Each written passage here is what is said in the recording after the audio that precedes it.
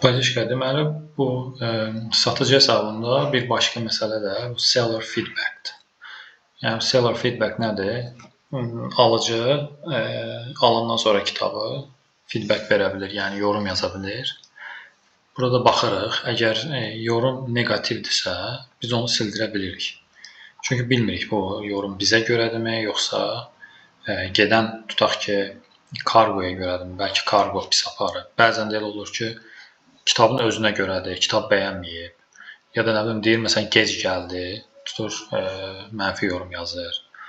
Ya da bizə görə də ola bilər, amma onu da sildirə bilirik. Çünki Amazonun deposundan gedirdi ya, Amazon bunu öz üzərinə götürür bu məsuliyyəti ki, bu məsuliyyət mənə aiddir.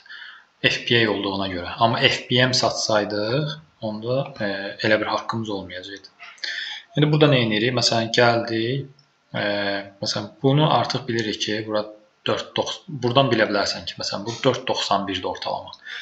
Bunu gördük ki, bu aşağı düşdü hansısa vaxt, 4.80 neçə, 4.90. Onda deməli bir dənə mənfi feedback gəlib. Bura gəlsən, burada bir-bir baxmaq lazımdır. Onsuz da yenə əsas United States-nə, United Kingdom-da. O birisi görsən 5-dir, tam 5-dir. Yəni burada əsas bu ikisi 4.90-dır. Vurursan, məsələn, bura necə görmək olur? Vurursan bura. Buradan da kontrol edə bilərsən. Məsələn, görürsən ki, son 30 gün 100% pozitiv gəlib, 8-dən feedback gəlib, 90 gün 16. Məsələn, burada mənfi feedback gələndə, burada o dəqiqə görürsən ki, düşüb. Ya da məsələn, burada negativ görsənir bir dənə. Burada da ümumi sıralamanı görürsən. Və görürsən, bunları sildirmişik. Silmək necə olur?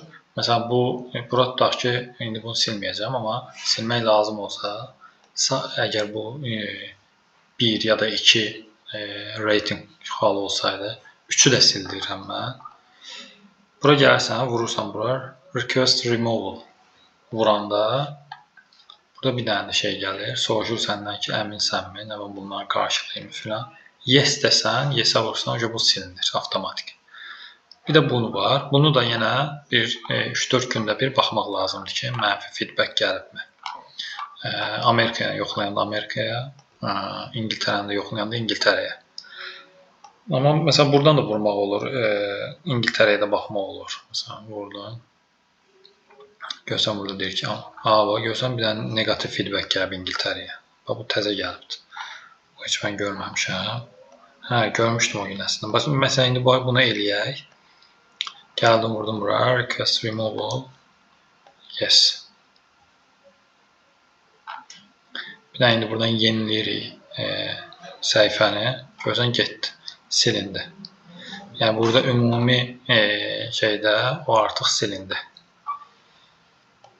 Və gəlirik təzədən geri.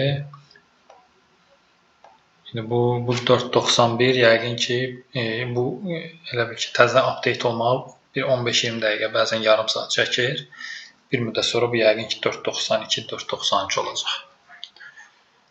Bu feedback'ə də yenə arada baxmaq lazımdır.